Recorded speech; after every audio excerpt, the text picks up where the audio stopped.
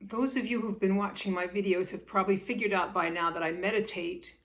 The kind of meditation that I do is called Vipassana or insight meditation.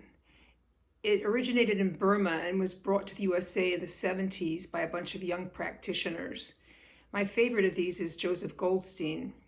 He wrote a book called Mindfulness that outlines this method in a very systematic way.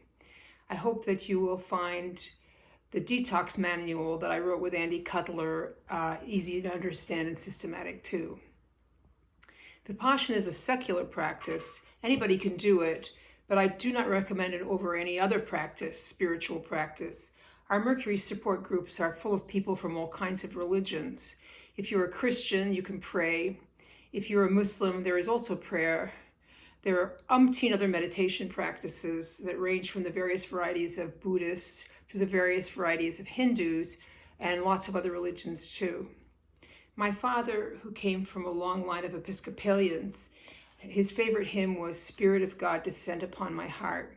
One stanza goes, "I ask no dreams, no prophet ecstasies, no sudden rending of the veil of clay, no angel visions, no opening skies, but take the dimness of my soul away." I like that hymn too because meditation is a bit of a slog.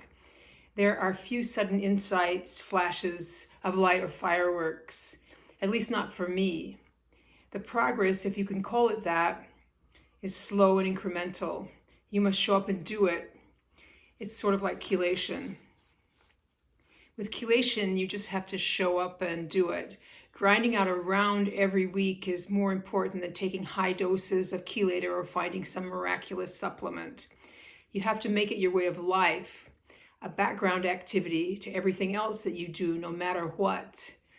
Don't be constantly checking yourself for progress. Progress is of necessity slow and incremental. You can't move this poison out very fast or you'll get injured. Plug away and keep a diary. My favorite Hindu saint is Shirdi Sai Baba.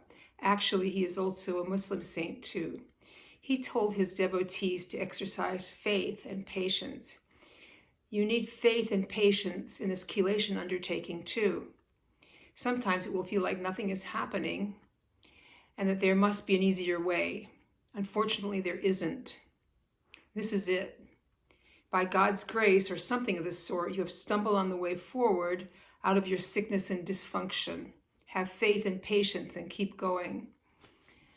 On a final note, I want to recommend meditation or some other spiritual practice for everyone. It'll help you develop some perspective on your own situation. We Mercury toxic folk can be pretty neurotic. We could even be mentally ill. And it is hard to sit still while your mind is leaping about like a crazed chimpanzee. But try and set yourself a daily practice of 25 or 30 minutes or every day, just like you do your weekly chelation rounds. It may seem as though nothing is happening, but it is, and just keep doing it anyway.